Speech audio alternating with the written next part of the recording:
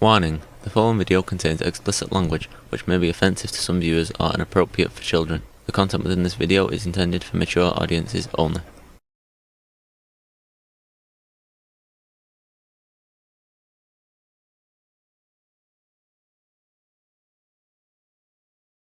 Warning: this video will contain spoilers for the 2024 movie Alien Romulus, as well as spoilers for other movies and video games in the Alien franchise. Watching beyond this point is a choice that you have made. You have been warned. Thank you, and please have a nice day.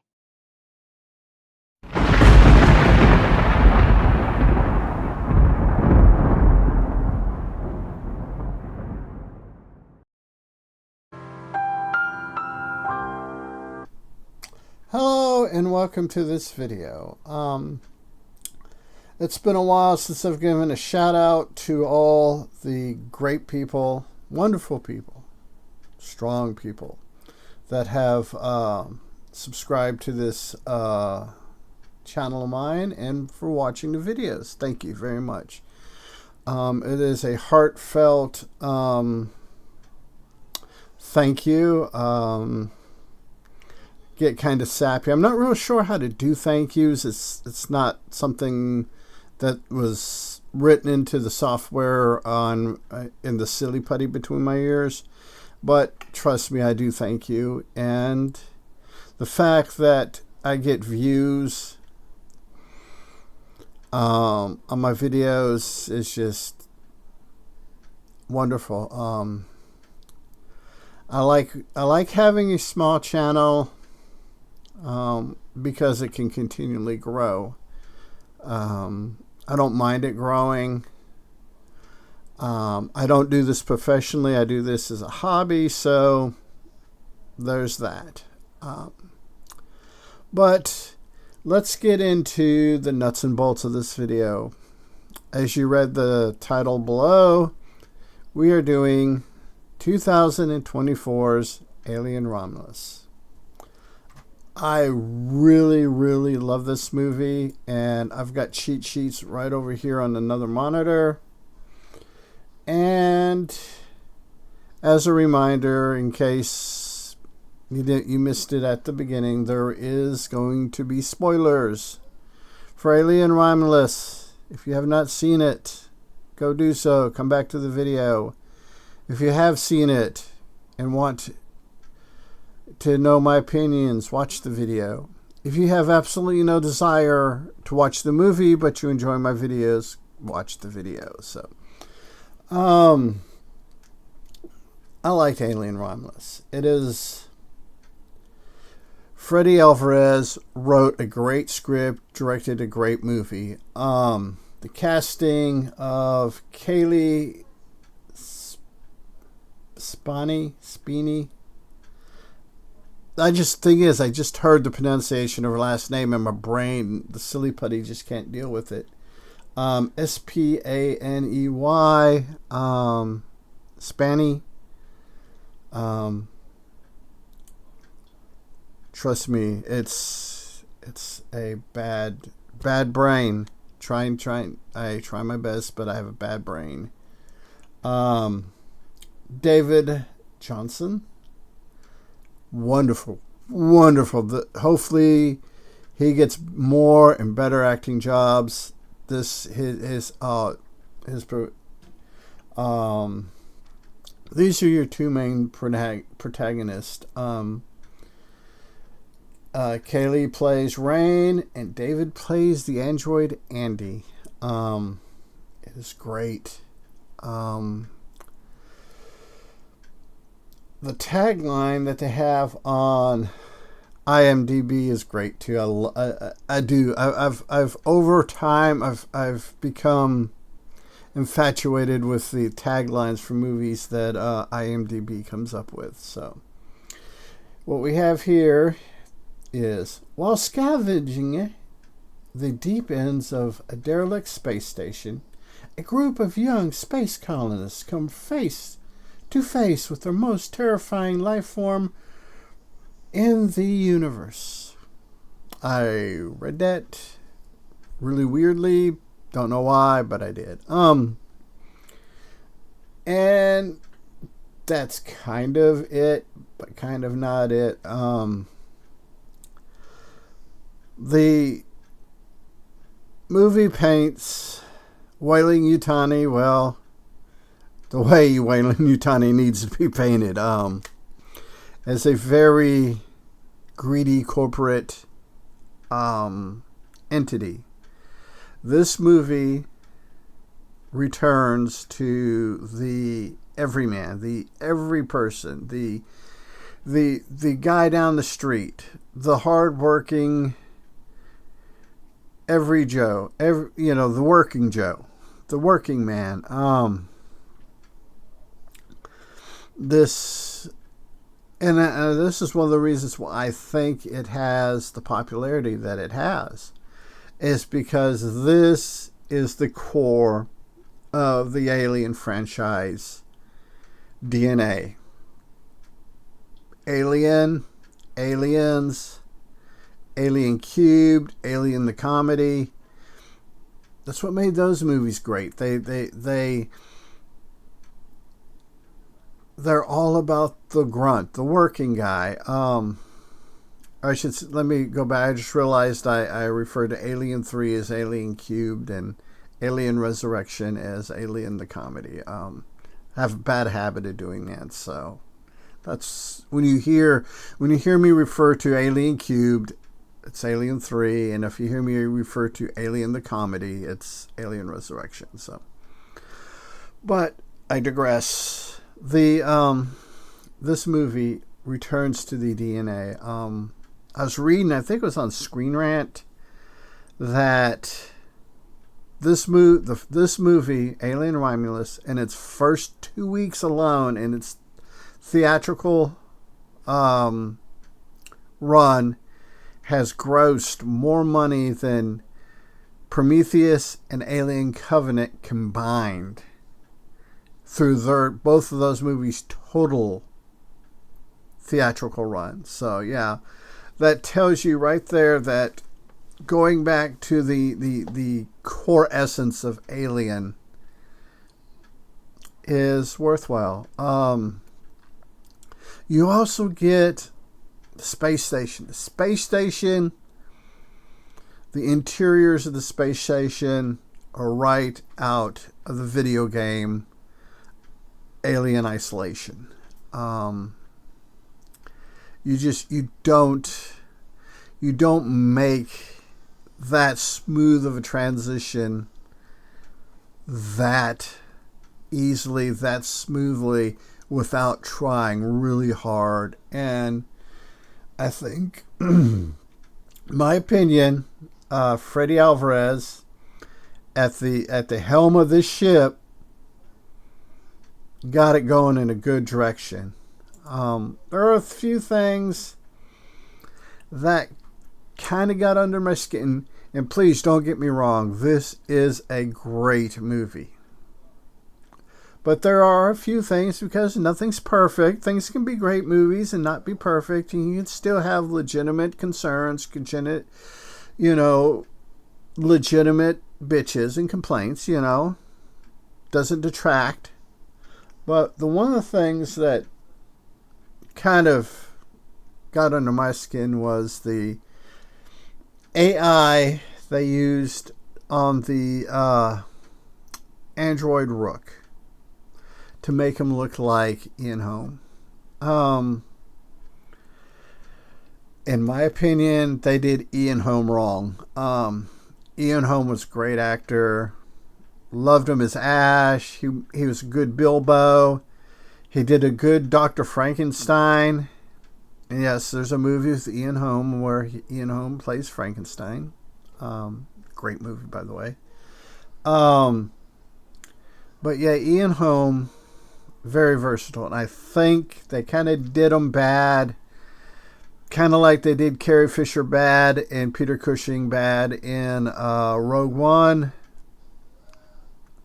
But that's my opinion. And that's the way they made the movie. So, it's a deal.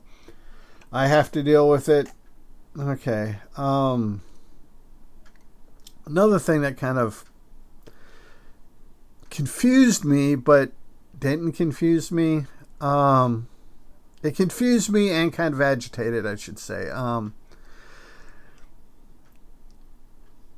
And when they reanimate, they hook the Rook android back up, so he, at least operational voice wise. Rook tells them that they basically found the remains of the Nostromo. They got the alien in its chrysalis, and they knew there was a survivor. We know from Alien Isolation that the flight recorder for the Nostromo is on a different space station. Sevastopol space station, in fact.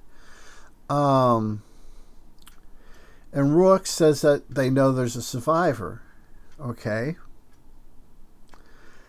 Why aren't you actively looking for it? It's going to be another 37 years from the time of this movie till they find Ripley's life pod.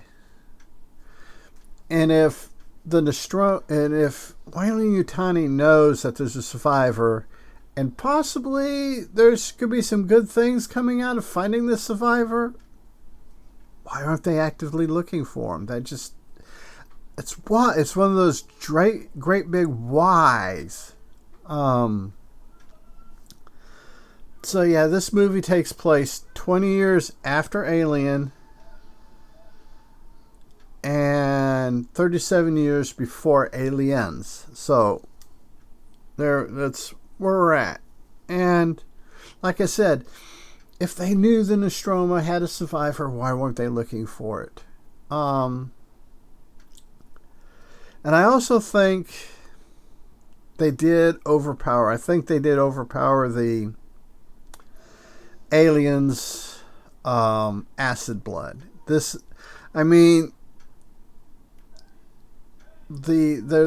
some great scenes, and don't get me wrong, I love them. But there are some great scenes that play on the fact that the blood is overpowered, and they're right out of a video game. There are beats right out of a video game where our main character, Rain, they turn off the gravity and they gun down all these xenomorphs. Then they've got to fly through the bodies in the acid blood and not, get burned or killed or whatever. And all through the movie, the blood is eating just huge holes really, really fast. With a itty bitty little bit of blood. So, like I said, them are just things that got to me. But let's move on to the things that I really, really enjoyed. So we can end this video on a happy note. The Benjamin Wallfisch, Wallfisch,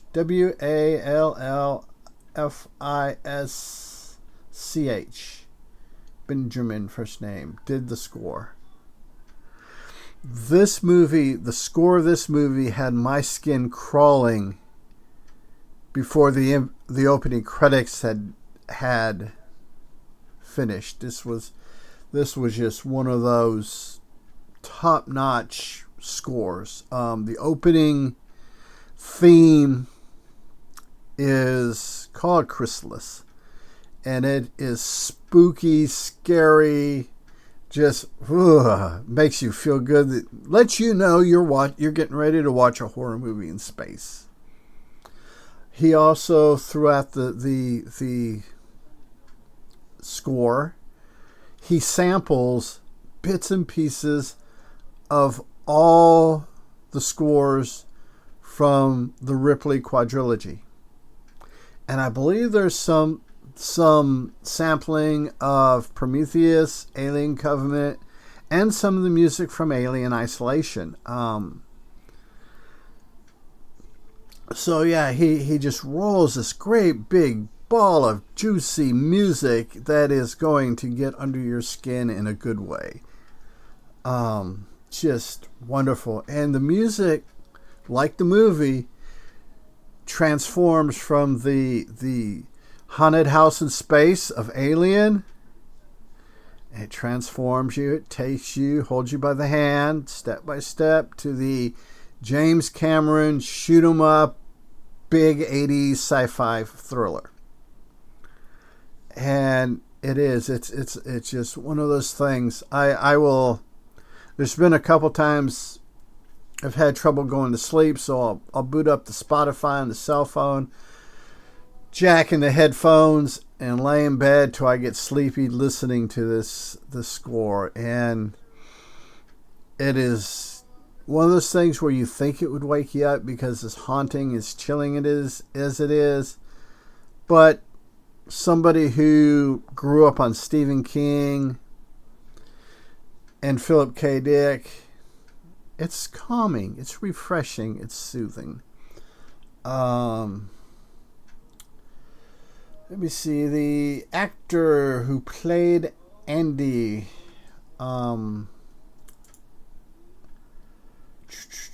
David Johnson. That boy did that. He did good. That is a great. I hope he gets jobs, because the duplicity he had to play. Somebody kind of character coded with autism that goes to super genius, then back down to the autism coding. Kind of reminds me of Flowers for Algernon, the way they did this character. It does. Really reminds me of, they took some beats from Flowers of Algernon. Very good book. If you haven't read it, read it. It is disturbingly haunting if you think too hard about it, but that's just a side note.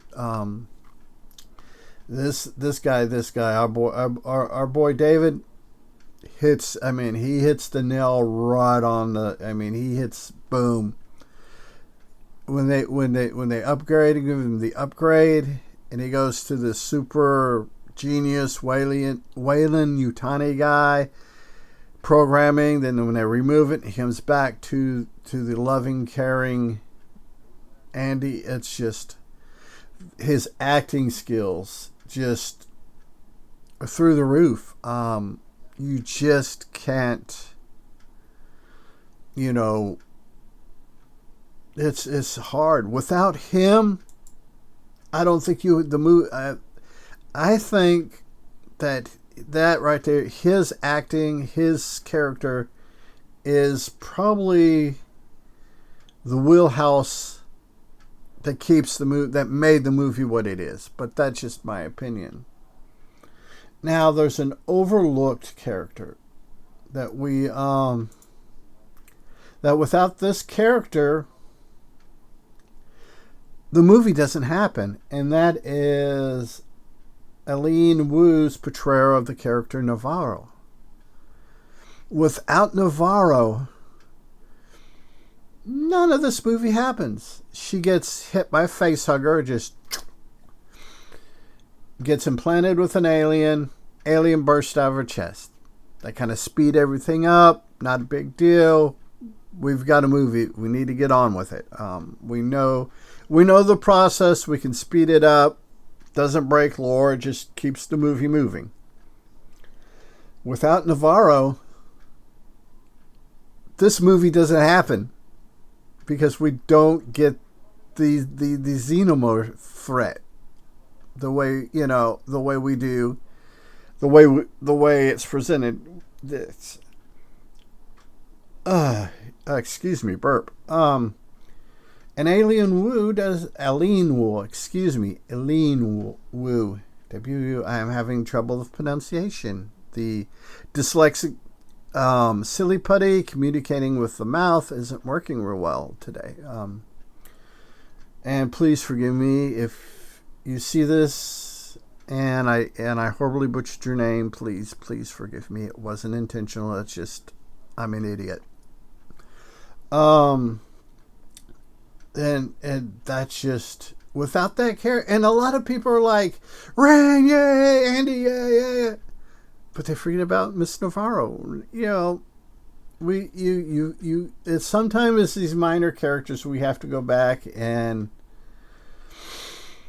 look at them and realize that Rain and Andy don't get to be Rain and Andy unless Navarro happens. So, you know, it is what it is.